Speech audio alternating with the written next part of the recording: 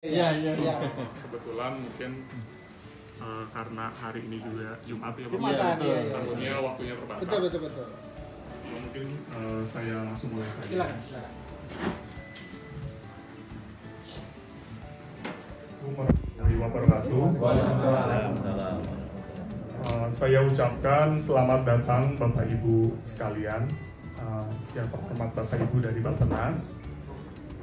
Selamat datang di IN Animation Studio. Kami studio kecil, UKM kecil, tapi insya Allah kami punya semangat luar biasa yang tinggi, dan kami juga turut serta memajukan pembangunan di Indonesia.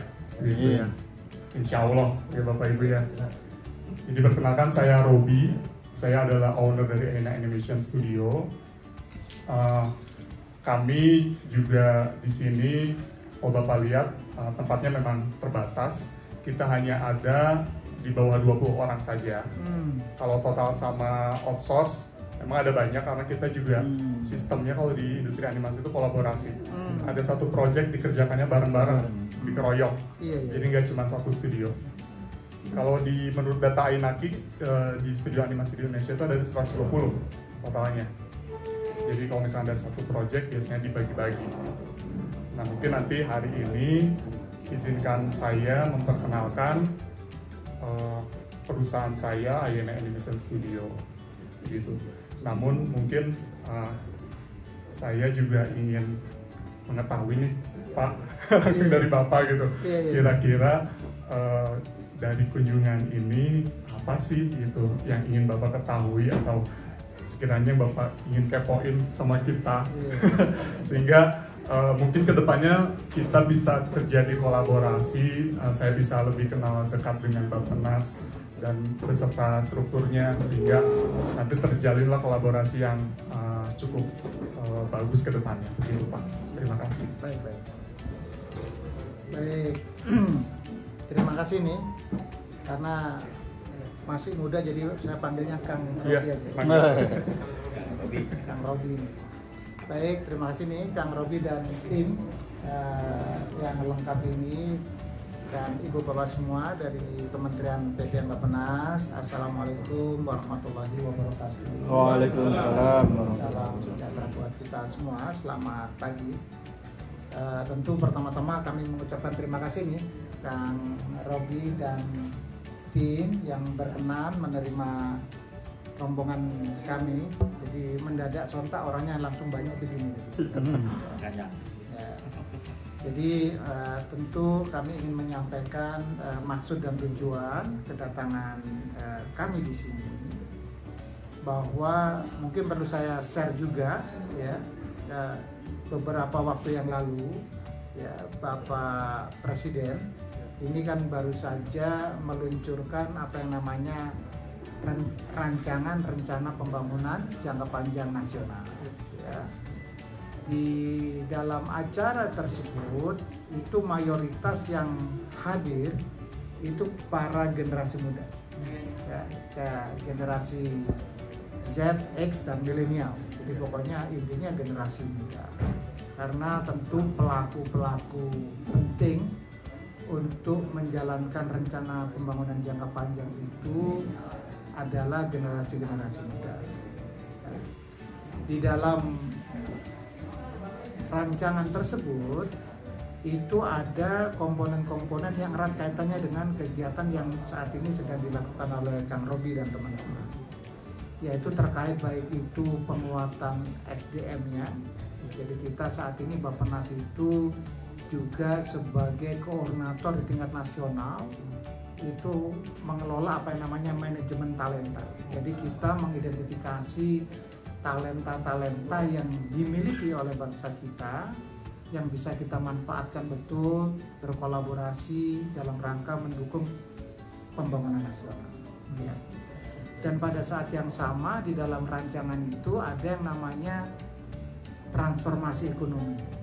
Nah, di dalamnya itu banyak sekali komponen-komponen yang ingin kita perkuat, terutama ekosistem di bidang industri, termasuk industri kreatif yang saat ini dikelola oleh Kang Robi dan teman-teman. Jadi kita ingin memahami betul pelaksanaan di lapangan itu apa, misalkan prosesnya seperti apa, mulai dari pertama teman-teman Kang Robi dan teman-teman itu untuk bisa mendapatkan akses pasarnya itu seperti apa. Terus bagaimana bisnis prosesnya, terutama berkolaborasi dengan teman-teman yang lain. Karena kita juga pernah mengunjungi hal yang sama seperti animasi ini ada di Batam. Nah, saya kira juga teman-teman di sini juga mengetahui ya apa yang dilakukan di Batam itu, dan mereka juga mendapatkan pesanan-pesanan tidak hanya di tingkat nasional, bahkan di tingkat internasional. Ya, jadi itu yang ingin kami ketahui, termasuk nanti apa isu-isu penting yang perlu menjadi perhatian, terutama membangun ekosistemnya.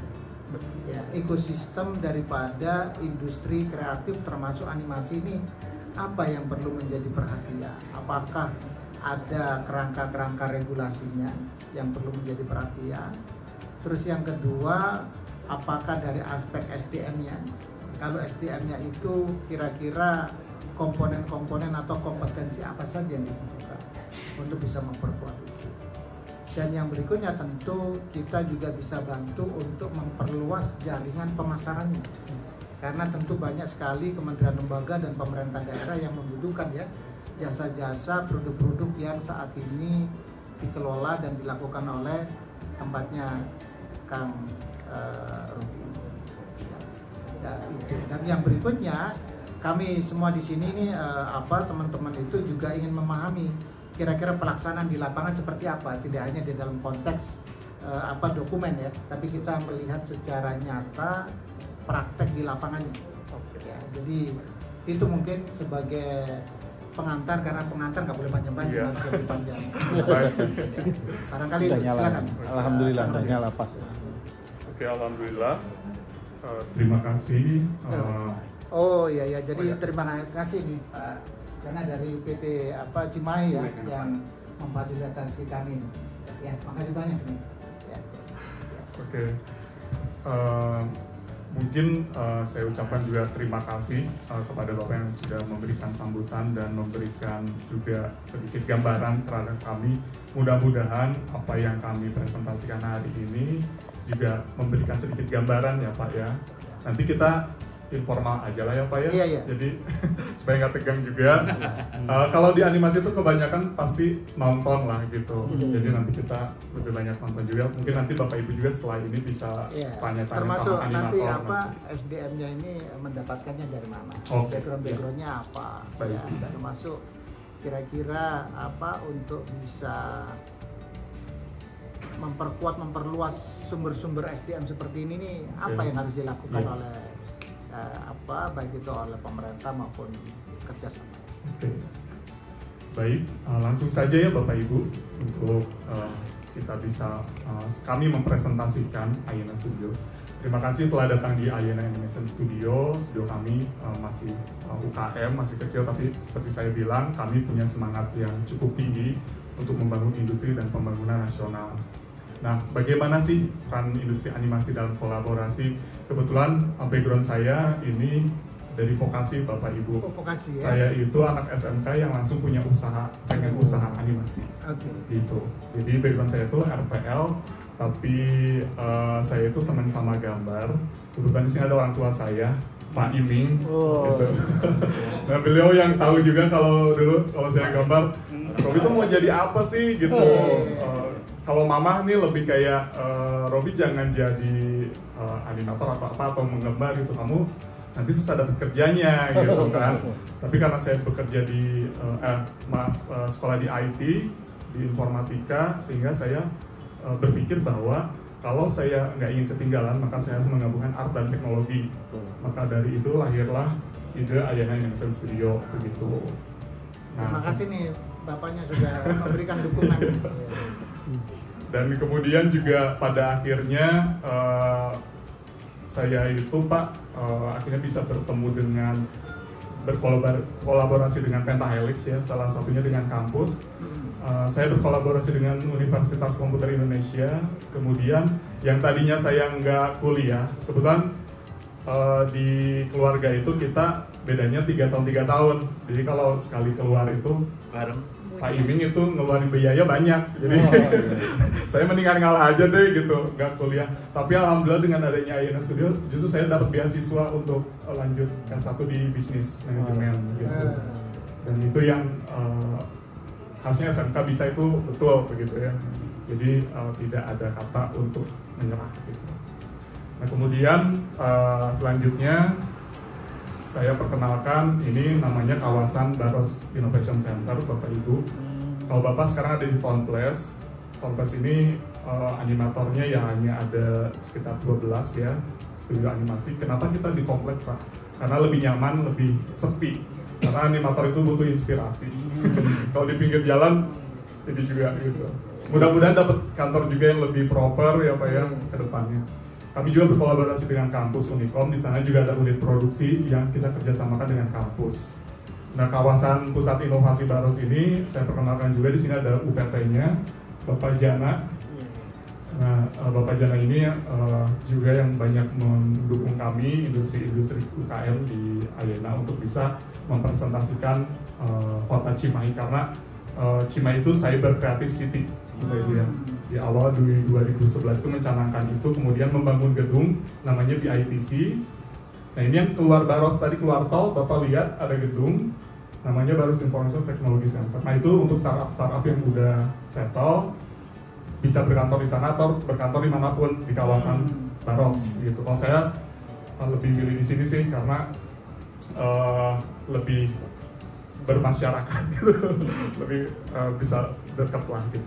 Kemudian ada Cimahi Technopark, nggak jauh juga dari sini Pak, cuma 5 menit ya.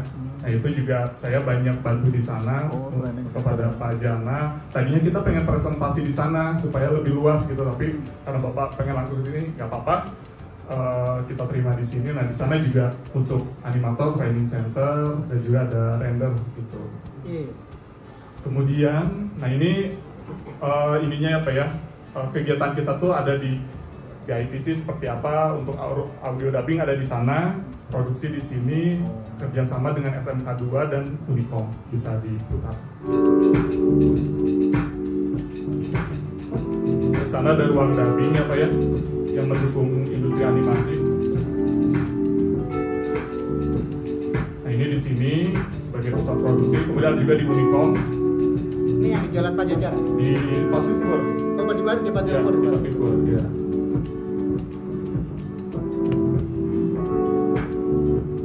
Kita melibatkan mahasiswa melaksanakan program Teaching Factory. Kalau Bapak itu dulu tahu ya. Nah ini Profesor Edi itu eksekutif produser dari film Superman gitu, yang IP yang kami buat juga. Jadi dukungan pentahelixnya memang saya coba tarik begitu. Ya, selanjutnya. Nah, visi misi kita sebetulnya simpel sih Pak. Kalau visi kita pengen bikin kebahagiaan sama anak-anak, sama seluruh orang melalui animasi, melalui imajinasinya gitu. Karena saya berharap kalau misalkan kita udah bahagia, udah seneng gitu ya, maka indeks kebahagiaan itu pasti ekonomi meningkat ya. Bapak Ibu pasti kalau pulang kerja nontonnya Netflix ya, atau kalian suka sinetron mungkin nonton sinetron gitu kan. Nah itu justru kita lah yang sebetulnya harusnya Pak yang betul-betul diperhatikan nih. Karena kalau orang-orangnya stres, aduh gimana Indonesia mau maju gitu kan ya. Nah kemudian misi kita ya tentunya creating the best animation content that can compete globally. Nah itu sudah kita buktikan juga dengan kita mengerjakan beberapa project yang skalanya udah internasional. Selanjutnya, nah kita punya tagline Pak, namanya itu Bring Your Imagination into Real Life. Artinya kita pengen membuat imajinasi siapapun menjadi nyata. Nah ini ada, dilihat ya Pak, ini Pak Jokowi udah belusukan tapi kita buat melalui teknologi AI. Jadi saya gambarkan bagaimana IKN di masa depan gitu. kemarin waktu Bundaru datang ke sini itu saya sedang prompting, gue lihat Mas Robi kok lagi buka website IKN lagi apa? Oh saya sebenarnya karena Pak Jokowi itu ulang tahun saya ingin kasih hadiah gitu. Jadi saya bikin ini terus saya kirim melalui Instagram ke beliau gitu. Nah ini bisa dilihat gambar-gambar ini artificial intelligence, tapi kita hadirkan Pak Jokowi udah mulai meninjau IKN dan IKN itu udah jadi gitu. Kayak gimana sih, walaupun mungkin desainnya belum sesuai tapi visi misinya tuh tergambar di sana begitu. Nah, kemudian bagaimana sih animasi itu dibuat? Nah, di situ bisa tolong di-play. Bapak mungkin tahu Frozen ya, Pak? Iya. Nah, ini ada nama animator Frozen. Nah, animator tuh kerjanya kayak gini, Pak. Kalau sebelum bikin gambar, dia berperan dulu seperti yang akan dibuatnya nanti. Direkam dulu, gitu. Kerjanya aneh ya, Pak ya? Tapi bahagia. Nah kemudian masuklah ke tahapan nanti animator itu mengerjakan sesuai dengan gerakan yang tadi dibuat ya. Gerakan itu kayak gimana, jadi reference, sebagai reference. Nah, setelah dibuatnya gerakannya masih patah-patah, ini namanya blocking, gerakan blocking. Kemudian nah ini diperhalus. Nah di sini tuh udah mulai kelihatan gerakannya, oh gerakannya ini udah halus nih gitu, sudah sesuai keinginan dari sutradaranya, seorang direkturnya udah oke nih gitu. Musiknya juga udah mulai lebih jernih gitu kan. Nah kemudian ada proses rendering dan compositing. Nah ini yang kita lihat di layar kaca atau di layar lebar.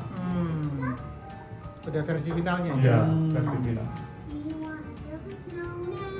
Yang bekerja bukan cuma orang tadi satu ya Pak ya. Di belakangnya ada lighting render, ada orang yang bikin model, ada yang isi suara, ada penyanyinya, ada yang bikin orkestra. Sehingga animasi itu sebetulnya lokomotif untuk industri lainnya gitu sebetulnya.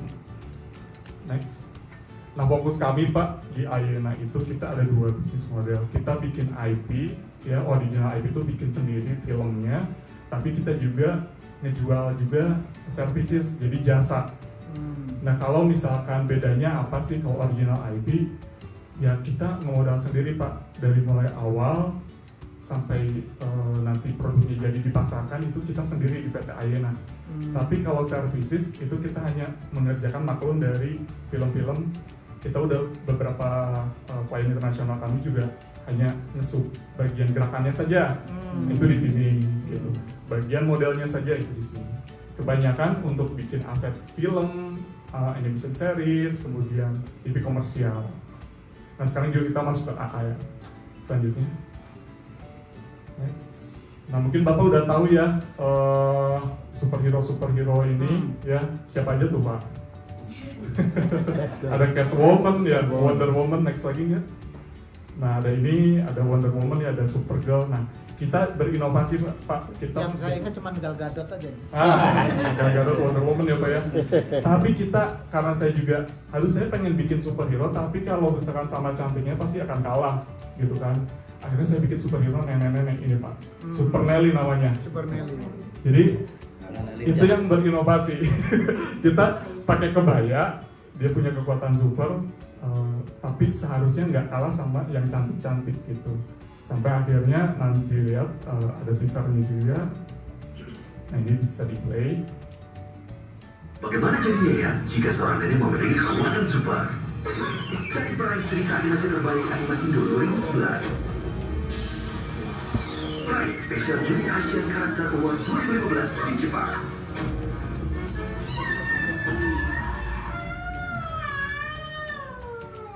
Super Nelly, nenek lincah yang jadi superhero. Indonesia ini ya. Super Nelly, si nenek super. Segera. Nah kalau ini sudah tayang ya Pak ya, itu di Net TV. Ya, saat ini karena kontraknya sudah habis, kita lagi cari TV baru untuk medium penayangannya. Jadi masih on progress tahun ini. Nah kemudian selain Super Nelly apa aja sih, kita juga punya animasi Rondaman. orang ngeronda tapi jadi superhero gitu. Nah itu sudah ada di Webtoon juga, bisa follow juga Twitter, Instagramnya gitu. Kita ada di sosial media juga. Nah jadi selain Super Nelly kita merambah ke animasi 2D. Jadi kalau animasi itu ada banyak sih jenisnya. Ada 2 dimensi, 3 dimensi apa ya. Kita mengerjakan keduanya. Next. Nah dari inovasi yang kami kembangkan Pak, alhamdulillah kami mendapatkan sebetulnya ada kurang lebih 15 penghargaan dari nasional maupun internasional. Tapi yang highlight ini yang menurut saya paling baik menurut kami, kita pernah mendapatkan West Java Innovation Award dari Dinas Pemuda dan Olahraga karena kita membuat satu tayangan Super Nelly, itu konsep di mana superhero-nya itu pakai kebaya. Jadi kita kan pengen kasih tahu juga ke anak-anak muda, don't judge a book by its cover. Superhero tuh nggak harus kayak Superman punya baju super gitu, tapi dengan kebaya aja dan kadang dianggap lemah, dia udah menjadi hero gitu. Nah kita juga dapat anugerah Bangga Buatan Indonesia itu dari Pak Wisnu Tama waktu itu, gitu. Alhamdulillah dapat juga. Kemudian dapat Indonesia Entrepreneurship TIK Award itu dari Kominfo di 2020 kategori digital content. Kemudian di Jepang kita diundang ke sana untuk menerima penghargaan. Jadi dari 51 karakter ASEAN itu dikasih hanya 3. Malaysia itu mungkin Les Kopak UPDP tahu ya Pak ya. Nah, terus kemudian Ayana Studio dengan Super Nelly dan satu lagi Live Live Thailand. Jadi cuma 3 itu diterbangkan ke sana dan dibuatkan pameran di Tokyo Game Show waktu itu. Kemudian saya juga yang terbaru ini di 2021 setelah Super Nelly menjadi film serial itu kita dapat Asian ICT Award di Myanmar. Ini dari Association Southeast Asian Nation. Itu kita dapat kategori silver medal. Jadi dapat medali silver. Kemudian emasnya itu 2 tapi dari kategori lain gitu. Nah, bagaimana sih Ayana bisa menjual produknya gitu? Dengan kekuatan kami yang masih kecil Pak, kita sudah 20% overseas itu udah kita tangani gitu. Ada dari US, UK, kemudian Ecuador, ada dari Swedia, ada dari Romania. Nah contoh-contohnya seperti apa sih? Bisa dilihat. Nah ini beberapa kredit untuk film-film animasi yang sudah kami buat. Ada From the Polar Bear. Nah justru kami banyak membantu IP luar. Ini From the Polar Bear ini IP dari tahun 1931 di Romania. Dibikin animasinya justru malah di sini. Kita berharap juga ada konten-konten lokal yang dulu ya Pak ya, kayak mungkin saya nggak tahu di zamannya Bapak ada apa gitu ya. Unyo mungkin dulu udah pernah dengan PFN ya. Tua banget ya. Mungkin Max-nya ada apa lagi gitu. Nah itu juga saya berharap. Kemudian CoComelon Netflix 2023, mungkin anak Bapak ini sekalian suka nonton CoComelon ya. Oh iya cucu. Itu kita mengerjakan itu kebagian sebetulnya hanya sedikit saja, tapi saya lihat potensi untuk ekspor di kita itu kualitinya sudah bisa menyamai gitu, dan kita dapat kesempatan itu. Kemudian untuk Nickelodeon kita ada dapat 2 judul, ini dari Infinite Frameworks Pak. Kebetulan IFW pun kerja sama-sama kita untuk bisa nge-subkon pekerjaan yang di sana. Jadi animator Cimahi nggak usah lagi datang ke Batam, jadi cukup dikerjakan di sini aja gitu. Itu kolaborasinya, dan di sana karena kawasan ekonomi khusus, pajaknya pun buat kami ringan. Gitu. Kemudian ada Doremi Singapura, ini yang lagi kita develop juga NFT-nya. Dan terakhir kita lagi buat saat ini tuh layar lebar bersama Visinema, produser dari keluarga Cemara ya. Itu judulnya film animasinya Jumbo. Itu tayang di tahun depan, dan saat ini di Ayana itu kebagian sedikit untuk animating dan 100 menit full untuk rendering. Jadi render secara teknologi di Ayana, karena memang kami lebih lama dibandingkan di sinema ya untuk secara keilmuan di bidang itu gitu. Jadi memang walaupun kami masih kecil, tapi alhamdulillah sudah dipercaya. Selanjutnya, nah ini bisa dilihat trailernya.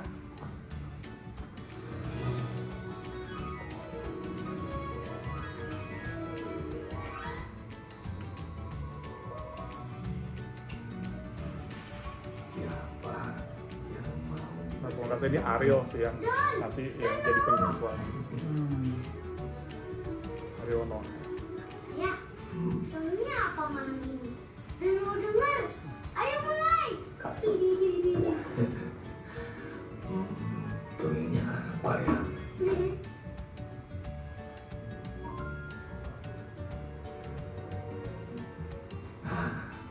Malam ini dongengnya spesial. Wah. Nah, itu dia.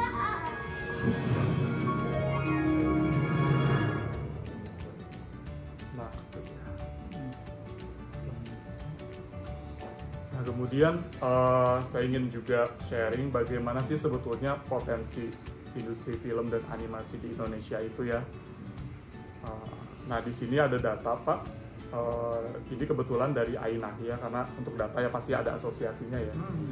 Di Indonesia itu memang peningkatannya itu rata-rata per tahunnya 26%. Walaupun di COVID 2020 itu sempat turun, termasuk kami salah satu yang terdampak gitu. Sehingga sampai benar-benar kosong di situ tuh sempat kayak gitu. Tapi alhamdulillah kita langsung cepet juga karena memang di digital itu justru yang paling cepet pulih ya kayak gitu. Kemudian kalau growth-nya itu dari 2015 ke 2020 itu sekitar 153% gitu. Dan itu lebih banyak mungkin kalau dilihat dari warnanya ya, di situ jasa dalam negerinya dengan luar negeri sebetulnya lebih besar dari luar, project-project dari Kanada seperti itu ya, dibandingkan kita ngerjain konten lokalnya sendiri gitu. Kemudian pendapatan dari IP-nya itu artinya mungkin kita punya film sendiri gitu ya, kayak saya punya Super Nelly. Nah itu juga nggak terlalu besar gitu. Sementara kalau di luar ya di sini pendapatannya semuanya dari IP gitu. Tapi kadang kita ngebantuin di sini buat bikin IP-nya jadi bagus gitu kan ya. Nah harapan saya sih sebetulnya di Indonesia ke depannya bisa justru kita yang bikin IP yang punya, yang udah settle dan menghasilkan gitu. Sehingga nggak perlu lagi servis. Kemudian ekspor destination-nya Pak, dari 120 studio itu di pertengahan 2020 aja udah mulai 17,5 juta dolar ya. Ini data dari AINAH. 120 studio itu termasuk mungkin kayak Ayana Studio yang studio kecilnya. Studio besarnya ada Batam, ada Bali apa ya. Dan kemudian di 2020 pas closingnya itu ya memang sampai 70 juta US untuk animasi itu. Itu dari mana aja, dari Malaysia, US, Singapura, South Korea, dan Kanada. Itu yang paling banyak. Nah kemudian kalau yang tadi ditanyakan oleh Bapak, dari mana aja sih ininya ya, workernya ya? Kebanyakan kita dari vokasi dan SMK, Pak. Itu yang paling banyak diserap oleh 120 industri animasi tadi ya, industri animasi tadi. Dan memang di 55-7% kalau di satu studio kayak di sini. Itu kalau di SMK itu bidang prodinya apa itu? Jurusan animasi. Jurusan animasi, Jurusannya. bukan TIK secara umum. Bukan. Jadi animasi Khusus ya. Khusus animasi. Kemudian selanjutnya ini apa sih yang sekiranya kami juga pernah dapatkan ya Pak ya? Itu kita pernah dapat tawaran juga untuk diinvest kurang lebih sih 2,5 juta USD kalau di USD ya. Tapi memang ada beberapa faktor yang akhirnya ini kayaknya belum bisa jalan gitu. Tapi kesempatan itu selalu ada. Kemudian penghargaan dari manapun gitu ya, benefit. Kemudian kami juga dipercaya untuk menjadi co-produce kayak tadi, untuk menjadi subcon atau mengerjakan international project gitu. Jadi memang saat ini lebih banyak benefitnya dibandingkan profitnya ya untuk di IP gitu ya. Bukan di service, kalau di service pasti banyak.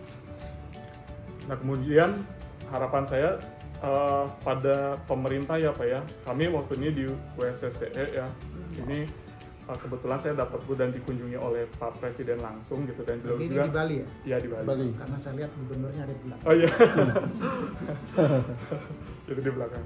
Nah beliau juga memang sangat concern terhadap industri kreatif ya gitu, sehingga sebetulnya menanyakan juga, Mas Robi kira-kira kenapa sih kita nggak bisa kayak Disney atau kayak IP luar gitu ya, maksudnya punya satu IP yang Disney, Netflix aja Pak membiayai CoComelon itu sampai 100 juta dolar, berarti 1,4 triliun. Itu untuk supaya Cocomelonnya tayang di Netflix gitu. Sehingga itu kalau saya hitung sudah melebihi APBD Kota Cimahi.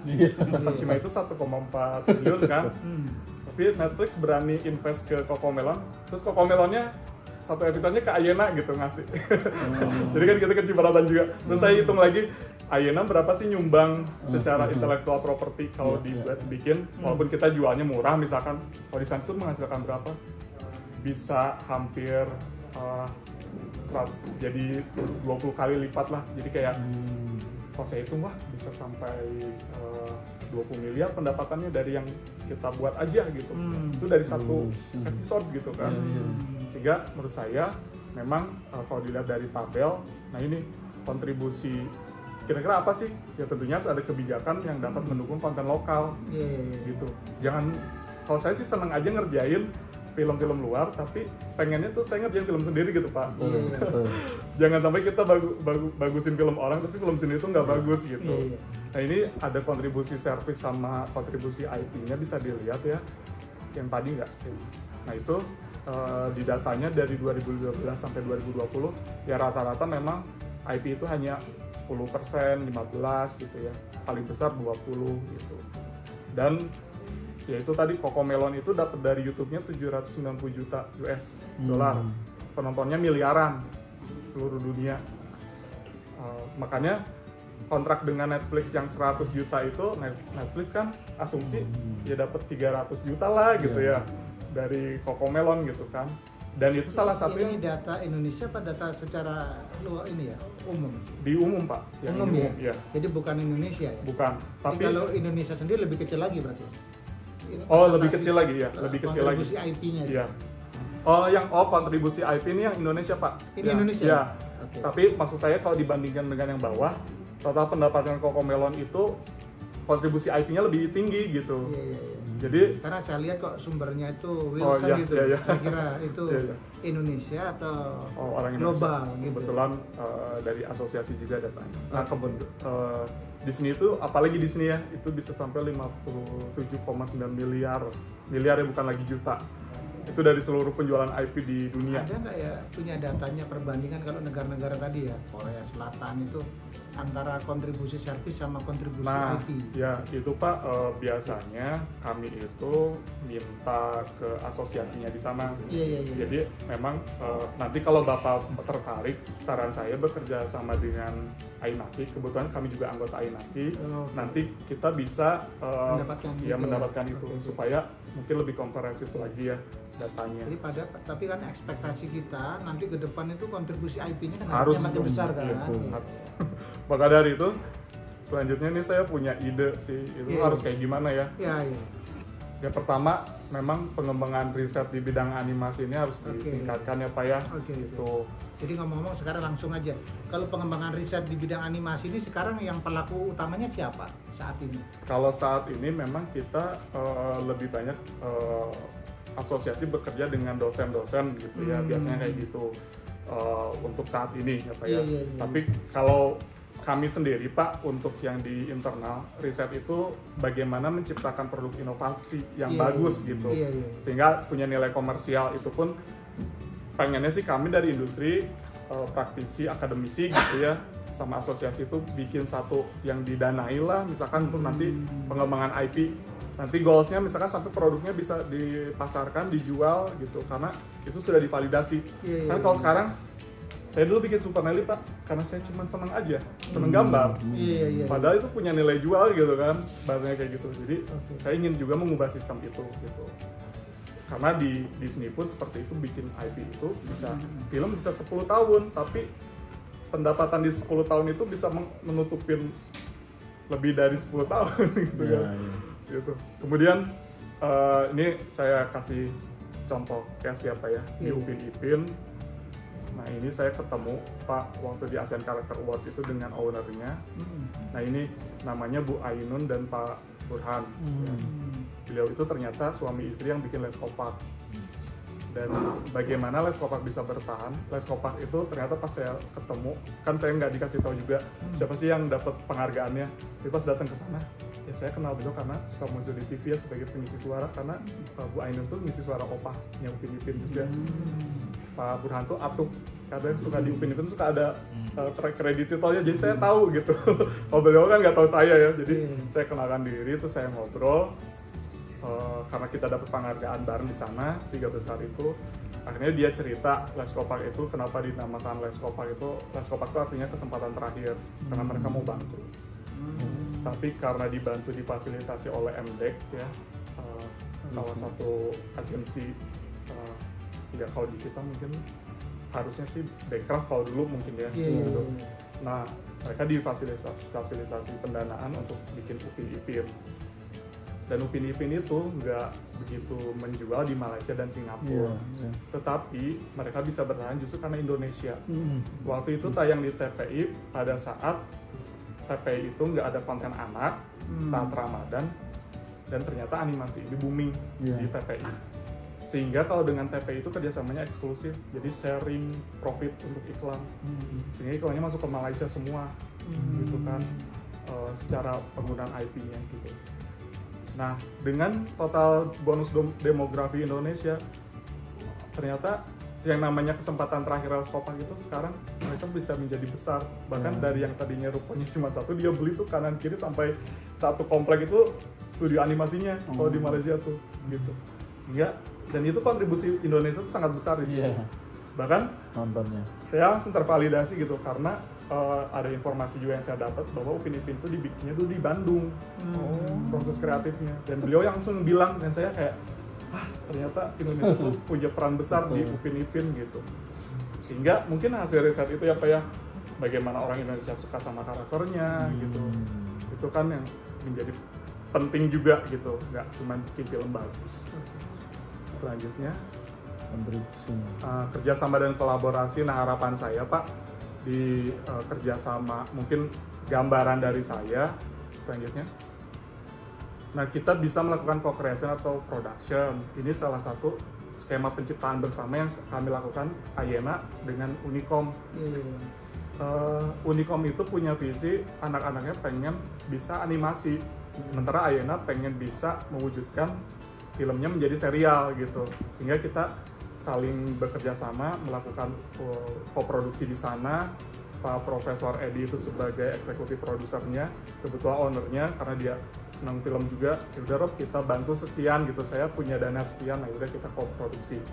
Sampai akhirnya jadi 24 episode Pak, dan tayang di TV gitu. Sehingga mahasiswa yang di Unicom itu setelah lulus bisa langsung bekerja atau mendapatkan sertifikat pendamping ijazah karena kami keluarkan sudah melakukan produksi gitu.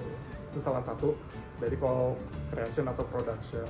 Kemudian selanjutnya bisa co-branding dan ya, nah ini co-branding ini untuk national movement ya. Kami pernah berkolaborasi dengan Kominfo Pak. Ini di literasi digital. Jadi ya bekerja sama dalam gerakan nasional ya untuk mendapatkan KPI bersama gitu. Kalau misalkan teman-teman di literasi digital kan gimana sih caranya memberitahu anak-anak nih gitu. Ya udah melalui karakter kita aja gitu. Kita punya masa juga nih gitu. Akhirnya kita bikin national movement ini dan sampai kita bikin acara di Trans Hotel itu semuanya temanya Super Nelly. Jadi hostnya jadi Super Nelly, terus di bawah ya ada ornamen-ornamen Super Nelly gitu.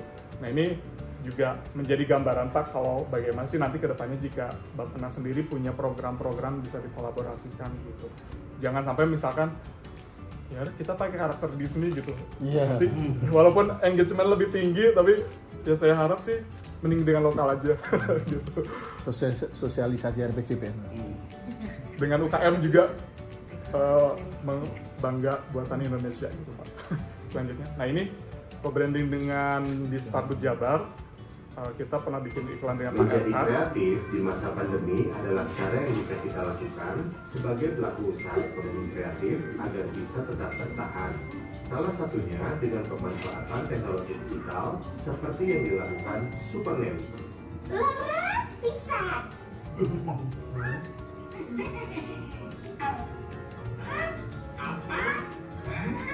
Kreatif Unlimited. Nah ini dalam bentuk Aircraft Jabar juga kita udah pernah kolaborasi gitu. Jadi targetnya memang yang ada di Jawa Barat. Nah kemudian selanjutnya ini dengan pemerintah Kota Cimahi kita co-branding untuk lokal movement-nya Pemkot Cimahi, Pak. Kalau Bapak lihat di situ ada SPT apa ya? Di SPT kalau di kita kan suka dikasih ya, SPT. Itu di belakang itu ada hologram Super Nelly, karakter-karakter animasi kalau dilihat secara jelas. Nah, itu disebarkan di 3 kecamatan. Di kita ada 250.000 ya Pak Jana ya, jumlah keluarga atau jumlah orang di Kota Cimahi gitu. Ya, ini sangat menarik. Kemudian yang sebelahnya kita pernah campaign terkait pajak sebagai ujung tombak pembangunan gitu. Itu penggunaan karakter kita, kerjasama promosi, cross promotion gitu, sehingga kami bisa munculkan karakternya gitu. Pemerintah juga bisa lebih dapat pesannya ke masyarakat, lebih menarik. Kemudian kalau datang ke Teknopark itu ada tempat seperti mural gitu, dan itu ada karakter kita untuk foto. Itu di Kota Cimahi udah ada.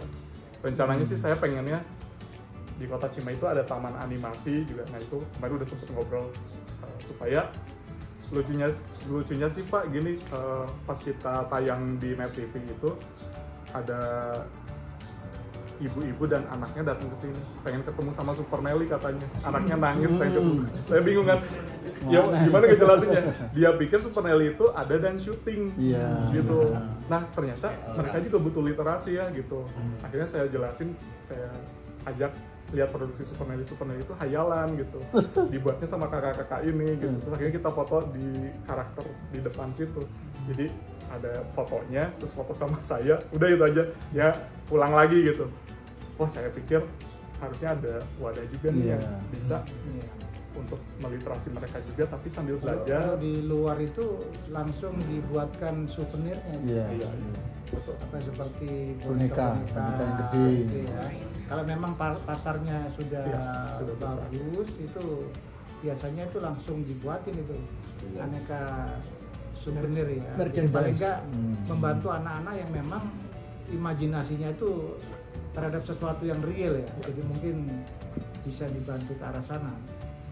Kemudian selanjutnya harapan kami sih Pak, sebetulnya dari yang penjelasan saya sampaikan tadi, industri animasi itu pengennya sih jadi lokomotif penggerak subsektor lainnya, bisa Aircraft, bisa yang lainnya. Karena kita bisa kasih contoh, ini saya waktu itu diundang Pak ke Korea, kalau tahu Iconics itu yang bikin Tayo sama Pororo. Iya. Ya, nah itu saya diundang langsung oleh ownernya untuk ke sana supaya terjalin kerjasama waktu itu gitu. Nah, akhirnya kita diundang ke sana, kita liatin studionya, sama sih Pak, studionya juga kecil ya, tapi gedungnya gede. Maksudnya kalau resort saya tanya ada berapa resort sih? Ada 400 orang, tapi kok saya hitung, kok di sini cuma ada 40. Ternyata sisanya 300-nya itu ada di India, di Taiwan, di China. Oh gitu. Karena memproduksi di sana mahal. Iya. Nah dia itu pengen kerjasama dengan Indonesia, tapi kerjasamanya sayangnya memang kalau buat kami sih Pak, untuk UKM ya berat, karena kita itu nggak dikasih dana sebetulnya, tapi kita ada boleh license-nya itu untuk kita di Indonesia aja gitu. Nah sementara license di 11 negara lainnya tuh punya Korea, tapi modal sendiri. Kalau saya itu butuh modal puluhan miliar nih buat ngeproduksi itu gitu, tapi mereka bisnis modelnya udah ada. Terus saya datang ke bank kemana ditolak karena ini apa ya, kamu asetnya juga apa gitu, intangible gitu kan. Kalau sertifikat nggak mungkin saya kadain sertifikatnya orang tua atau termasuk di belakang. Udah pindah. Iya, begitu. Nah akhirnya kayak hal-hal tersebut tuh nggak terjadi gitu, dan itu sangat disayangkan juga gitu. Banyak kesempatan-kesempatan yang saya pernah dapatkan tapi itu nggak terjadi karena ada regulasi, kurangnya modal gitu. Padahal potensi itu ada gitu, untuk kita naik, startup ini bisa naik atau UKM ini bisa naik level gitu. Sehingga saya bukan berarti nyaman ya Pak ya, sebenarnya saya pengen out of the box, tapi butuh suntikan yang besar karena bikin animasi itu beda sama bikin makanan ya, startup makanan gitu. Kita itu modal utama aja udah harus software. Satu PC di sini kalau dilihat kayak PC jelek tapi isinya itu wah itu ada ada intellectual property-nya, ada software-nya, PC-nya yang mahal gitu ya. Dan itu harus diganti setiap ada perubahan gitu. Sehingga kami kadang ya yang penting nggak apa-apa, kita coba dulu, kita banyakin portfolio dulu gitu saat ini ya. Tapi saya pengen nih Pak, kedepannya itu ya jadi yang terbesar gitu di Southeast Asia gitu dengan portfolio yang udah kami buat tadi ya. Terus kita pengen mandiri dengan bikin IP sendiri. Nah ini ada videonya, di sana tuh suasana kerjanya kayak gimana, yang mirip-mirip lah Pak gitu. Oh yang di sana ya, Korea? Ya, Korea. di Korea gitu. Nah ini kebagiannya cuma di post pro aja, sementara produksi itu ya, tadi ada di mungkin di India, di Malaysia gitu. Karena ngegaji animator di sana tuh sangat tinggi dan mahal gitu. Sehingga ini dampaknya Pak, mereka punya bisnis model itu dari mulai licensingnya, publishing, merchandise distribusi, bahkan mungkin theme parknya kemarin juga lagi dibangun di sana, medianya, edukasinya. Dan kalau datang ke Korea mungkin Bapak udah pernah lihat juga ada bis yang digambarin Tayo ya, hotelnya pun roomnya itu khusus karakter animasi gitu, sehingga orang mau datang ke sana itu menghabiskan uang di hotel gitu kan, kemudian nonton filmnya, kemudian di LRT, MRT, digital signage-nya udah pakai kartun gitu. Sehingga saya sebetulnya Indonesia pun bisa sebetulnya gitu ke depannya untuk bisa akhirnya menjadi lokomotif animasi untuk industri lainnya. Kemudian next, nah ini mereka cerita 2001 itu mereka bikin dengan 6 orang yang tadi ya, si Iconics ini. Sekarang udah ada 160 pegawai yang di internalnya mereka, di luarnya itu udah nyampe 400 tadi, dan dijual di 116 negara filmnya gitu. Sementara tadi dia nawarin ke saya kan, kamu mau bikin Indonesia, IP di Indonesia, penjualannya buat kamu, tapi yang berarti sisanya 115 negara buat mereka gitu. Tapi kan kalau kita dengan 250 juta penduduk Indonesia yang nonton TV aja mungkin udah untung ya gitu kan. Tapi mereka bisa, itu cerdiknya mereka. Dan insentif dari Korea itu begitu IP-nya tervalidasi dan udah di riset bareng, mereka kasih grant Pak. Itu grantnya itu bisa 40-60%. Jadi kalau misalkan 40% dari pemerintah dibiayai, 60% itu mereka cari investor misalnya 30%. 30% ini dilempar ke kami yang tadi skemanya, kamu mau nggak produksi? Jadi mereka bisa gratis biaya gitu. Tapi pendapatannya berkali-kali lipat. Dan saat ini tuh dia udah ada di 57 billion won, itu sekitar 354 miliar untuk satu film karakter aja. Satu karakter tuh dapetnya segitu. Sehingga kalau saya berpikir kalau di Indonesia terjadi seperti itu, maka akan terjadi pertumbuhan ekonomi yang cukup cepat gitu. Karena mereka mulai masuk ke branding makanan minuman. Bapak mungkin kalau beli coki-coki kok Pororo ya gitu, atau beli sikat gigi temanya Upin Ipin gitu. Nah itu yang harapan saya bisa terjadi di Indonesia. Mungkin itu saja Pak, maaf agak lama, tapi mudah-mudahan tergambar. Harapan saya sih dengan adanya pertemuan ini tentunya kita bisa saling belajar dan bisa saling membuka kesempatan. Terima kasih. Wassalamualaikum warahmatullahi wabarakatuh. Bapak Ibu sambil diminum ya, ini juga udah bisa, boleh ada bandrek juga. Oke, siap-siap. Mungkin saran saya sih mendingan coba ini dulu Pak, atau mau langsung diskusi atau saya rasa ini saja mau saya menanya ini Pak Jana ya. Makasih banyak, ini tadi kan ada teknopark. Ini Pak Jana. Ini Pak Jana di sini. Pak Jana. Jadi di sini cuman beda. Pak Roni pengen senggaran ya. Oh iya. Jadi Pak Jana itu waktu ide mendirikan teknopark sampai bisa jalan itu gimana caranya? Karena banyak sekali ya teknopark itu sekedar nama nggak jalan. Terus yang kedua tidak jalan. Ini apalagi kita juga ada itu ide yang membuat ide kompleks untuk seperti ala Netflix itu juga ke depan juga ada pemikiran ke arah sana kerjasama dengan itu. Kira-kira gimana Pak Jen? Izin. Silakan. Assalamualaikum warahmatullahi wabarakatuh. Waalaikumsalam. Sebenarnya kalau Cimahi itu banyak dibantu oleh Kemenristek dan BPPT pada saat awal pengkajian sebenarnya potensi lokal Cimahi itu apa. Mungkin dari mulai 2012 sebenarnya, dan bahkan sebenarnya Cimahi juga melakukan kajian Pak tahun 2009 bahwa subsektor unggulan yang akan ditekuni itu mencantumkan animasi langsung. Jadi ada penelitian dari 9 Matahari. Mungkin waktu itu Kang Rupi masih sangat muda gitu ya. Tapi memang dari 2009 itu sudah berjalan. Kita ingin punya industri film animasi dan film layar lebar sebenarnya. Nah kemudian karena BPPT masuk 2012, kita punya 4 klaster unggulan akhirnya. Di antaranya fashion, kerajinan, makan minum, dan telematika. Di mana di bawah telematika itu ada klaster subklaster animasi.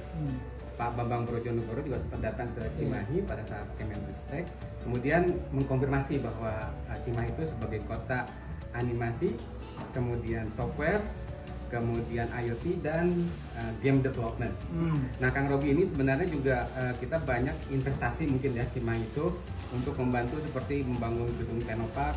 Pada saat awalnya gedung BITC, jadi teman-teman komunitas waktu itu ada Cimahi Creative Association kita bentuk, dan bahkan ada sebenarnya keberhasilan kita itu di akhir 2018 terakhir kita mengadakan Barok International Animation Festival yang mendatangkan hampir semua stakeholder yang ada di dunia bahkan Pak waktu itu, karena kita dibantu dari APBD ada pembiayaan begitu, kemudian dari Badan Ekonomi Kreatif pada saat itu juga mungkin yang paling meriah itu terakhir 2018 ya Kang Robi. 2019 sempat vakum karena kemudian dilanjut dengan pandemi, tetapi alhamdulillah sebenarnya kalau konsen ke animasi itu kita selalu dibantu oleh stakeholder lain seperti misalkan BDI Denpasar. Itu ada pelatihan-pelatihan oleh BDI Denpasar yang bersertifikasi BNSP, kemudian Kang Robi juga jadi mentor dan ini mulai berkembang. Nah sebenarnya mungkin yang kita harapkan itu Pak, sebenarnya tadi disebutkan SMA, SMK yang punya kemampuan untuk menjadi animator itu cukup banyak. Kalau tadi disebutkan, memang kita jurusan animasi itu mungkin yang salah satu pertama di Jawa Barat gitu ya, karena waktu itu saya juga jadi sekretaris di SMK Pak, pernah jadi kita bentuk jurusan khusus animasi. Dan dari CCA juga jadi guru-guru yang masuk menjadi profesional yang mengajar di SMK, dan itu juga inisiatif awal untuk menghilangkan gap. Nah kebetulan kelihatannya Kang Robi itu punya visi yang lebih jauh lagi Pak, setelah dengan sukses dengan Super Nelly. Sebenarnya Cimahi itu sudah punya banyak sekolah yang mentraining animator-animator, tetapi memang kita sokongan dana dari kalau kita sebut ya mungkin infrastrukturnya harus memadai ya. Contoh misalkan saya waktu itu beli mesin render Pak, 1 unit, karena kemampuan kita waktu itu bikin 1 lab. Kita dapat dana insentif daerah karena kita juara kompetisi inovasi pelayanan publik. Kemudian kita berikan 1, ternyata untuk Kang Robi itu nggak cukup Pak. Nah jadi Kang Robi memang masih meremot ya. Waktu itu kita beli Ryzen 64 core dengan VGA yang memadai. Tetapi kata Kang Robi kalau industri itu perlu 10 unit lagi, jadi dirangkai. Kita sudah punya softwarenya untuk merangkainya, tapi karena kemampuannya itu kalau satu komputer misalkan 150 juta waktu saat itu, berarti ada 1 M yang harus diinvestasikan untuk membuat layar lebar seperti ini. Nah kelihatannya mungkin salah satu harapan saya sih kolaborasi pusat, karena waktu itu juga BRIN konsolidasi ya karena mereorganisasi, jadi kita juga baru mulai hari ini juga saya bawa orang dari PPPT kalau dulu PPPT sekarang BRIN ya, untuk melakukan sinergi program. Nah kelihatannya kalau Bappenas itu kan lebih melihat lebih kacamata yang lebih luas dari perencanaannya. Kita itu memang sulit pada saat melakukan kerjasama pada saat misalkan mengusulkan nih bantuan peralatan ke Ekraf. Kita meminta yang Kang Robi butuhkan itu kan ruang produksi. Jadi ide kita itu sebenarnya kita ingin buat ruang produksi yang besar, mungkin dengan menyewa tempat yang cukup besar dengan peralatan komputer yang banyak, di mana teman-teman Kang Robi itu kalau mendapatkan services dari luar Eropa bisa dikerjakan di sini, dan teman-teman bisa datang berkunjung sebagai bahan pelajaran, misalnya kunjungan industri itu juga sangat banyak potensinya. Kalau contoh di Bandung ada salah satu galeri yang dikunjungi sampai 4.000 kunjungan per tahun. Nah, Cimahi Teknopark kunjungan industri itu rata-rata kita coba batasi karena memang tidak ada kawasan khusus untuk wisata animasi gitu. Jadi kalau Jawa Barat juga sempat kita mengadakan acara waktu itu menyampaikan Pak Jana harus koordinasi dengan bidang pariwisata. Jadi kita munculkan destinasi wisata. Kalau kearifan lokalnya memang di klaster telematika itu adalah subsektor animasi, kenapa tidak? Di Jawa Barat juga belum ada ya, bahkan kita menyebarkan teman-teman mengajar di daerah-daerah lain Pak. Jadi sebenarnya kita perlu satu gagasan membuat kawasan animasi itu ada di CBD Baros, kalau kita bilang ya, kalau tadi disebutkan CBD Baros, dan memanfaatkan potensi sumber daya manusia dari lulusan SMK. Kemudian ada industrinya seperti PT Ayana Studio. Bahkan kalau sekarang kita itu sudah masuk lagi, kalau Kang Robi sebutkan sudah punya holding lagi perusahaan untuk Metaverse Pak.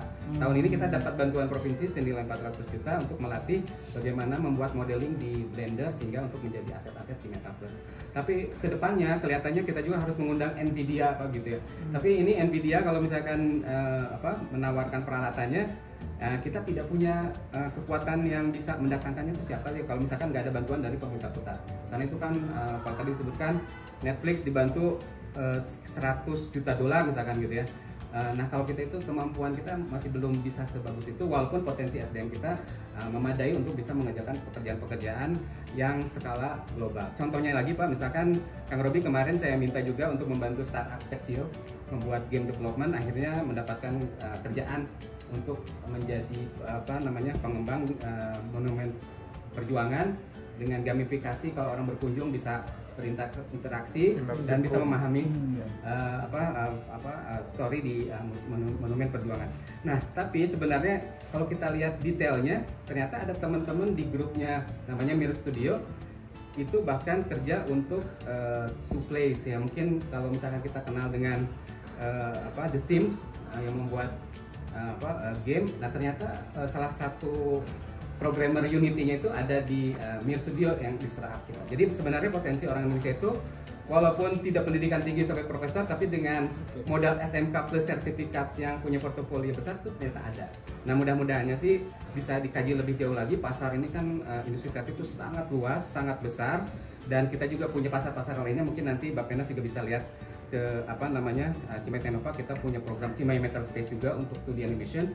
Beberapa studio sudah dapat penghasilan sekitar $3.000 per bulan, ada yang 10.000. Nah itu juga alhamdulillah kita kembangkan. Nah animasi ini nih Kang Robi itu tinggal dipoles lagi Pak, supaya lebih bagus lagi, dan mudah-mudahan tadi cita-cita menjadikan destinasi wisata animasi itu bisa terwujud. Itu saja Pak. Baik, makasih banyak. Assalamualaikum warahmatullahi wabarakatuh. Silakan Ibu Bapak kalau ada yang mau, silakan. Tadi disampaikan oleh Mas Robi tadi bahwa industri animasi ini adalah lokomotif ya. Iya. Yang tadi saya kira masih belum diceritakan itu kontennya. Dari mana konten itu bermula? Kan Nelly kan cuma figurnya aja ya, tapi kan ceritanya itu kan di luar production house dari animasinya itu sendiri. Konten cerita itu dari mana? Terus mungkin nggak konten cerita itu misalkan kita jaring juga dari asosiasi yang memang khusus menangani konten cerita. Betul. Ya. Karena kan pasti beda ini, dunianya gitu ya. Nah ini menarik Pak, yang nulis Super Nelly itu waktu saya bikin list, dia adalah penulis Extravaganza, kalau tahu ya, kelas internasional Net TV, kemudian Tetangga Masa Gitu, ya, yang notabene beda banget dengan animasi.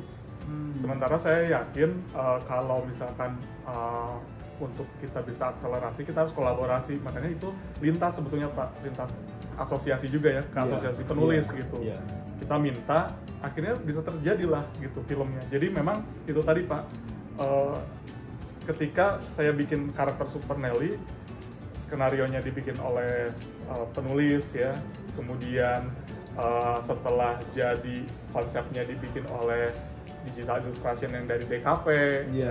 Kemudian setelah jadi konsep merchandise-nya diproduksi oleh UKM gitu, kemudian konsep makanannya udah oleh Food and Beverage juga, oleh UKM juga gitu. Jadi saya lagi coba Pak formulasi itu, dan sebetulnya itu udah bisa berjalan. Hanya memang tadi kalau dari kami itu investasi yang cukup besar ya, tetapi perlu didorong terus gitu. Jadi itu sudah dibuktikan gitu. Jadi memang betul itu bisa menjadi lokomotif gitu. Yang saya tahu kan misalkan di Taman Ismail Marzuki itu kan ada teman-teman komunitas Ya. screen player writer gitu ya. Itu mereka punya banyak cerita tapi kan belum divisualkan dalam satu animasi kan. Nah itu Pak, biasanya nanti dari tim sana ketika ada kurasi gitu nanti dipertemukan dengan kami yang industrinya yang membentuk animasinya, memvisualkannya. Kemudian kita juga harus mencari investornya gitu. Jadi sebetulnya nanti harus ada kawin gitulah. Nanti harus dipertemukan sehingga terjadi ekosistemnya itu. Yang ketiga Mas, maaf ya Pak, saya kita sambil bandrek. Yang ketiga, kayak Marvel Studio itu kan tokohnya nggak hanya satu ya, ada banyak. Nah, Super Nelly tentu kan mungkin ada yang lain kan, bisa merge menjadi satu universe gitu ya. Itu bisa nggak itu diwujudkan kira-kira? Kalau itu Pak, memang di konsep cerita itu ada yang namanya konsep yang bisa saling berhubungan yang tadi multiverse-nya, universe-nya. Sebetulnya itu dibangun ketika IP-nya itu memang sudah banyak begitu. Jadi saat ini sih di Ayena itu kita baru menciptakan tiga saja itu kita sudah berkorban banyak karena untuk menciptakan satu saja ya memang butuh waktu ya, butuh dana yang cukup gitu. Saat ini kenapa film Super Nelly bisa berjalan karena dana yang kami dapatkan dari services itu kita putar ke sana Pak. Karena kalau saya ya nggak kaya gitu. Andai kan ada yang seperti Mas Ruby ini yang lain gitu loh untuk join, untuk berkolaborasi. Kalau berkolaborasi kita biasanya cross action Pak. Kalau cross action itu tanpa harus menggabungkan, tetapi dengan dirinya mereka masing-masing. Tapi kita bisa masuk ke universe-nya, misalkan Juki ya. Saya pernah kolaborasi dengan kayak Rondaman gitu kan, atau animasi lain. Kita bentuk Super Nelly-nya kalau masuk ke Juki ya stylenya jadi Juki, nggak stylenya Super Nelly. Tapi kalau Juki masuk ke Super Nelly mungkin nanti jadi 3D Jukinya gitu. Nah itu bisa, sangat jadi bisa. figuran lah kesannya ya. Bisa cross action namanya itu. Cross action. Itu aja sih. Oke, masih ada yang lain? Kalau enggak, tadi mau ditunjukin apa kita? Ada produksinya gitu ya. Jadi mungkin bisa lihat gimana sih anak-anak itu bikinnya gitu, prosesnya dari mana. Boleh Bagus juga ini. Saya usul Pak Sesmen, mungkin kalau untuk kolaborasi teman-teman perlu didampingi mungkin 1-2 orang dari Bappenas Pak.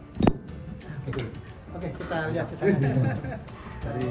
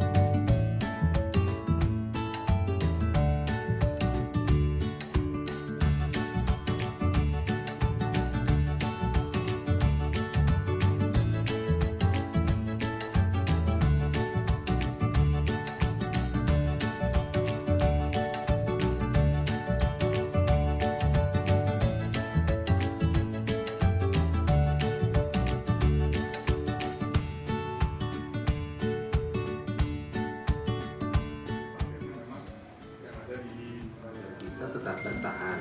Salah satunya dengan pemanfaatan teknologi digital seperti yang dilakukan Super Nelly. Leres pisan.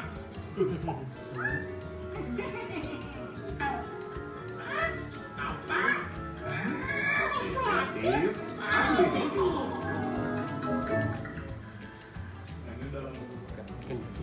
Silakan. Assalamualaikum warahmatullahi wabarakatuh. Terima kasih. Waalaikumsalam. Sebenarnya kalau Cimahi itu banyak dibantu oleh Kemenristek dan BPPT pada saat awal pengkajian sebenarnya potensi lokal Cimahi itu apa.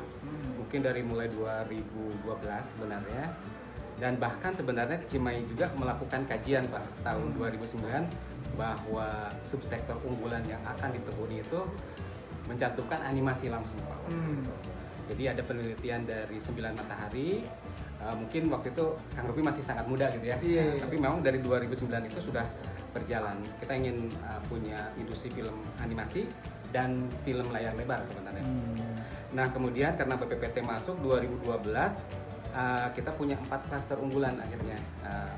Di antaranya fashion, kerajinan, makan minum, dan telematika. Di mana di bawah telematika itu ada klaster subklaster animasi. Pak Bambang Brojonegoro juga sempat datang ke Cimahi pada saat Kemenristek, kemudian mengkonfirmasi bahwa Cimahi itu sebagai kota animasi, kemudian software, kemudian IoT dan game development. Nah, Kang Robi ini sebenarnya juga kita banyak investasi mungkin ya Cimahi itu untuk membantu seperti membangun gedung Teknopark pada saat awalnya gedung BITC. Jadi teman-teman komunitas waktu itu ada Cimahi Creative Association kita bentuk, dan bahkan ada sebenarnya keberhasilan kita itu di akhir 2018 terakhir kita mengadakan Baros International Animation Festival yang mendatangkan hampir semua stakeholder yang ada di dunia bahkan Pak waktu itu, karena kita dibantu dari APBD ada pembiayaan untuk itu, kemudian dari Badan Ekonomi Kreatif pada saat itu juga mungkin yang paling meriah itu terakhir 2018 ya Kang Robi. 2019 sempat vakum karena kemudian dilanjut dengan pandemi, tetapi alhamdulillah sebenarnya kalau konsen ke animasi itu kita selalu dibantu oleh stakeholder lain seperti misalkan BDI Denpasar. Itu ada pelatihan-pelatihan oleh BDI Denpasar yang bersertifikasi BNSP, kemudian Kang Robi juga jadi mentor dan ini mulai berkembang. Nah sebenarnya mungkin yang kita harapkan itu Pak, sebenarnya tadi disebutkan SMA, SMK yang punya kemampuan untuk menjadi animator itu cukup banyak. Kalau tadi disebutkan memang kita jurusan animasi itu mungkin yang salah satu pertama di Jawa Barat begitu ya, karena waktu itu saya juga jadi sekretaris di SMK Pak, pernah jadi kita bentuk jurusan khusus animasi. Dan dari CCA juga jadi guru-guru yang masuk menjadi profesional yang mengajar di SMK, dan itu juga inisiatif awal untuk menghilangkan gap. Nah kebetulan kelihatannya Kang Robi itu punya visi yang lebih jauh lagi Pak, setelah dengan sukses dengan Super Nelly. Sebenarnya Cimahi itu sudah punya banyak sekolah yang mentraining animator-animator, tetapi memang kita sokongan dana dari kalau kita sebut ya mungkin infrastrukturnya harus memadai ya. Contoh misalkan saya waktu itu beli mesin render Pak, 1 unit, karena kemampuan kita waktu itu bikin 1 lab. Kita dapat dana insentif daerah karena kita juara kompetisi inovasi pelayanan publik. Kemudian kita berikan 1, ternyata untuk Kang Robi itu gak cukup Pak. Nah jadi Kang Robi memang masih meremot ya. Waktu itu kita beli Ryzen 64 core dengan VGA yang memadai. Tetapi kata Kang Robi kalau industri itu perlu 10 unit lagi, jadi dirangkai. Kita sudah punya softwarenya untuk merangkainya, tapi karena kemampuannya itu kalau satu komputer misalkan 150 juta waktu saat itu, berarti ada 1 M yang harus diinvestasikan untuk membuat layar lebar seperti ini. Nah kelihatannya mungkin salah satu harapan saya sih kolaborasi pusat, karena waktu itu juga BRIN konsolidasi ya karena bereorganisasi. Jadi kita juga baru mulai hari ini juga saya bawa borang dari BPPT kalau dulu BPPT sekarang BRIN ya, untuk melakukan sinergi program. Nah kelihatannya kalau Bappenas itu kan lebih melihat lebih kacamata yang lebih luas dari perencanaannya. Kita itu memang sulit pada saat melakukan kerjasama pada saat misalkan mengusulkan nih bantuan peralatan ke Ekraf. Kita meminta yang Kang Robi butuhkan itu kan ruang produksi. Jadi ide kita itu sebenarnya kita ingin buat ruang produksi yang besar, mungkin dengan menyewa tempat yang cukup besar dengan peralatan komputer yang banyak, di mana teman-teman Kang Robi itu kalau mendapatkan services dari luar Eropa bisa dikerjakan di sini, dan teman-teman bisa datang berkunjung sebagai bahan pelajaran, misalnya kunjungan industri. Itu juga sangat banyak potensinya. Kalau contoh di Bandung ada salah satu galeri yang dikunjungi sampai 4.000 kunjungan per tahun. Nah, kalau Cimahi Teknopark kunjungan industri itu rata-rata kita coba batasi, karena memang tidak ada kawasan khusus untuk wisata animasi gitu. Jadi kalau Jawa Barat juga sempat kita mengadakan acara waktu itu menyampaikan Pak Jana harus koordinasi dengan bidang pariwisata. Jadi kita munculkan destinasi wisata. Kalau kearifan lokalnya memang di klaster telematika itu adalah subsektor animasi, kenapa tidak? Di Jawa Barat juga belum ada ya, bahkan kita menyebarkan teman-teman mengajar di daerah-daerah lain Pak. Jadi sebenarnya kita perlu satu gagasan membuat kawasan animasi itu ada di CBD Baros, kalau kita bilang ya, kalau tadi disebutkan CBD Baros, dan memanfaatkan potensi sumber daya manusia dari lulusan SMK, kemudian ada industrinya seperti PT Ayana Studio. Bahkan kalau sekarang kita itu sudah masuk lagi, kalau Kang Robi sebutkan sudah punya holding lagi perusahaan untuk Metaverse, Pak. Tahun ini kita dapat bantuan provinsi senilai 400 juta untuk melatih bagaimana membuat modeling di Blender sehingga untuk menjadi aset-aset di Metaverse. Tapi kedepannya kelihatannya kita juga harus mengundang Nvidia gitu ya. Tapi ini Nvidia kalau misalkan menawarkan peralatannya, kita tidak punya kekuatan yang bisa mendatangkannya itu siapa sih kalau misalkan nggak ada bantuan dari pemerintah pusat. Karena itu kan kalau tadi disebutkan Netflix dibantu $100 juta misalkan gitu ya. Nah kalau kita itu kemampuan kita masih belum bisa sebagus itu, walaupun potensi SDM kita memadai untuk bisa mengerjakan pekerjaan-pekerjaan yang skala global. Contohnya lagi Pak, misalkan Kang Robi kemarin saya minta juga untuk membantu startup kecil membuat game development, akhirnya mendapatkan kerjaan untuk menjadi pengembang monumen perjuangan dengan gamifikasi. Kalau orang berkunjung bisa berinteraksi dan bisa memahami story di monumen perjuangan. Nah, tapi sebenarnya kalau kita lihat detailnya, ternyata ada teman-teman di grupnya namanya Mir Studio itu bahkan kerja untuk To Place ya. Mungkin kalau misalkan kita kenal dengan The Sims yang membuat game. Nah ternyata salah satu programmer Unity-nya itu ada di Mir Studio yang di startup kita. Jadi sebenarnya potensi orang Indonesia itu walaupun tidak pendidikan tinggi sampai profesor, tapi dengan modal SMK plus sertifikat yang punya portofolio besar itu ternyata ada. Nah mudah-mudahannya sih bisa dikaji lebih jauh lagi. Pasar ini kan industri kreatif itu sangat luas, sangat besar, dan kita juga punya pasar-pasar lainnya. Mungkin nanti Mbak Penas juga bisa lihat ke Cimahi Teknova, kita punya program Cimahi Makerspace juga untuk 2D animation.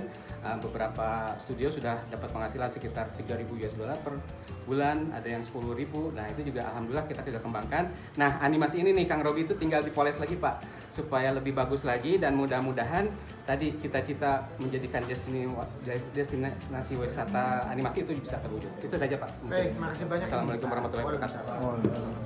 Silakan Ibu Bapak kalau ada yang mau, silakan. Tadi disampaikan oleh Mas Robi tadi bahwa industri animasi ini adalah lokomotif ya. Yang tadi saya kira masih belum diceritakan itu kontennya. Dari mana konten itu bermula? Kan Nelly kan cuma figurnya aja ya, tapi kan ceritanya itu kan di luar production house dari animasinya itu sendiri. Konten cerita itu dari mana? Terus mungkin nggak konten cerita itu misalkan kita jaring juga dari asosiasi yang memang khusus menangani konten cerita, karena kan pasti beda ini dunianya gitu ya. Nah ini menarik Pak, yang nulis Super Nelly itu waktu saya bikin dia adalah penulis extravaganza, kalau tahu ya, kelas internasional Net TV, kemudian Tetangga Masa Gitu, ya, yang notabene beda banget dengan animasi. Sementara saya yakin kalau misalkan untuk kita bisa akselerasi, kita harus kolaborasi. Makanya itu lintas sebetulnya Pak, lintas asosiasi juga ya, asosiasi penulis gitu. Kita minta, akhirnya bisa terjadilah gitu filmnya. Jadi memang itu tadi Pak, ketika saya bikin karakter Super Nelly, skenarionya dibikin oleh penulis ya, kemudian setelah jadi konsepnya dibikin oleh Digital Illustration yang dari DKP. Kemudian setelah jadi konsep merchandise-nya diproduksi oleh UKM-UKM, jadi ini cuma di post-pro aja, sementara produksi itu ya tadi ada di mungkin di India, di Malaysia gitu. Karena gaji animator di sana tuh sangat tinggi dan mahal gitu. Sehingga ini dampaknya Pak, jadi animatic itu sebenarnya kayak storyboard yang sudah bergerak gitu. Nah kebetulan ini kita dari Rumania, orderannya sekitar berapa ya, 15 menit animatic kita kerjain di sini gitu. Tapi untuk tahapan produksi selanjutnya itu akan dikerjakan di yang lain. Nah kalau bahas ini Super Nelly yang kita bikin sendiri gitu. Ini ya, ini udah 3 dimensi ya. Iya, ini 3 dimensi. Jadi itu 2 dimensi, ini 3 dimensi. Gitu. Jadi menariknya itu Pak, kalau animasi itu kita satu animator bisa ngegerakin banyak karakter. Kalau misalkan kita di film, misalkan Reza Radian, pasti di film itu bakal hanya jadi satu karakter aja, bedanya. Kalau animator harus bisa memerankan semua karakter yang ada di frame-nya dia yang ada di Legends-nya. Jadi dia harus bisa, kalau cowok harus bisa jadi cewek, harus tahu feel gerakan cewek seperti apa. Yang ditandain sampai seperti garis-garis itu menyiapkan apa ya? Nah ini riggingnya Pak, jadi proses tahapan animasi 3D itu dia dari modeling, texturing, modeling itu ibarat kalau tanah dia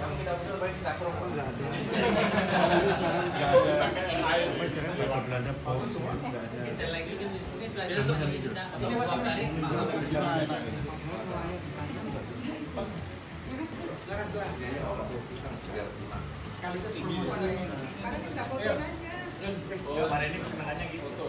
Pak Reni masuk. Gede Pak Reni. 3, 2, 1 lagi. Terima kasih ya Mas ya. Oh, ini ada deh. Kebetulan Langsung Pak, langsung kita mengenerate Bapak menjadi iya. Karena saya lihat Pratama Arhan. Bapak itu suka main bola katanya gitu. Terus kenapa angka 7? Karena mungkin udah 7 tahun juga di Penas ya. Oh, iya. Mudah-mudahan nggak salah ya? Atau lebih? Tujuannya karena memasukkan gol terus nih. Oh. Dan mudah-mudahan kenapa wajahnya juga terlihat maksudnya Iya, kalau lebih wajahnya Hasnum nggak bisa masukin Ya, gol, ya. harus gini. Serius. Jadi mudah-mudahan berkenan ya Pak ya. Iya, makasih 3, banyak. 2, 1 lagi 3, 2, 1. Oke cukup. Nggak pakai foto animasi tadi. Masuk. Oh, Mana tadi foto ininya? iya. Karena jadinya bisa lain lagi nanti ini. Siapa tahu ada karakter berikutnya. Oh iya, kesini aja. Oh, ini.